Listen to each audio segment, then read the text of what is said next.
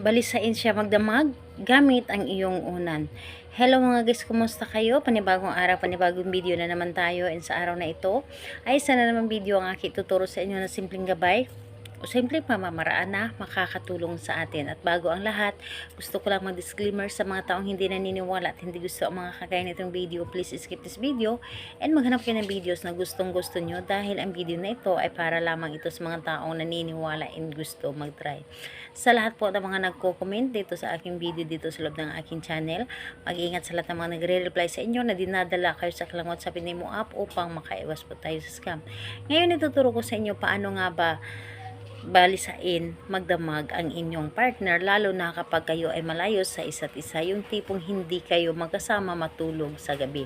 So balisain mo siya para yung isip niya ay sa iyo lamang. So pwede mo itong gawin kahit na kayo ay magkalapit at magka-LDR sa isa't isa. And dito pwede mo itong gawin sa kahit na parehas ang kasarian, and syempre yung magpartner na babae at lalaki.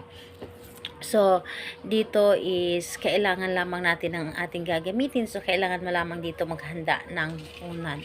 Yung unan dapat na yung ginagamit mo sa pagtulog. Dapat yung unan mo na ginagamit sa pagtulog at walang ibang gumagamit nito, dapat ito ang iyong gagamitin.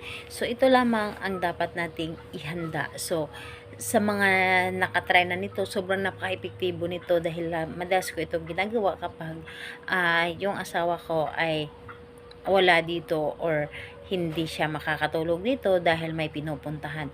So, ayun, kailangan mo lamang dito ihanda yung sarili mo. Dapat ay buo, dapat ang iyong loob, tiwala at paniniwala sa paggawa nito. And ayun po, kapag ready ka na, pwede mo na itong simulan. So, ang gagawin mo sa pagtulog mo sa gabi, napakadali lamang.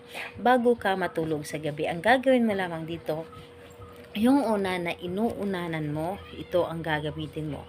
So, ang gagawin mo lamang dito, baliktarin ito ng 3 ulit yung unan mo.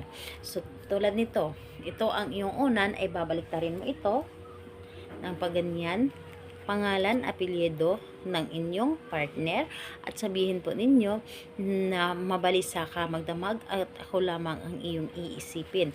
Tapos baliktad muli, pangalan, apelyido, ako mabalisa ka magdamag at ako lamang ay inyong iisipin. Tapos pangatlong baliktad, ganun pa rin, pangalan, apelyido, mabalisa ka magdamag at ako lamang ang iyong iisipin.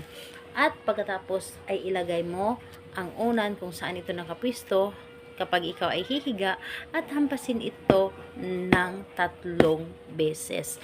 And ayun, isipin mo lamang siya, at pagkatapos nun, higaan mo yung unan mo at hayaan mo ng yung partner ninyo ay kahit na kalahating gabi ay tatawag sa inyo, dahil ito ay hindi makakatulog dahil ang laman ng kanyang isip kundi ikaw lamang. Napaka-epektibo nito at talaga namang yung partner mo ay hindi makakatulog. And the best mo itong gawin lalo na kapag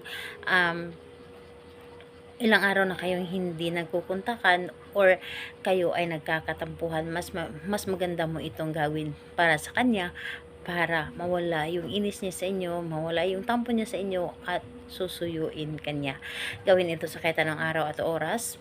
Basta buo dapat ang inyong loob sa paggawa nito. Mabilis mo itong mapapagana. Salamat po sa inyo. Bye bye everyone. God bless us all.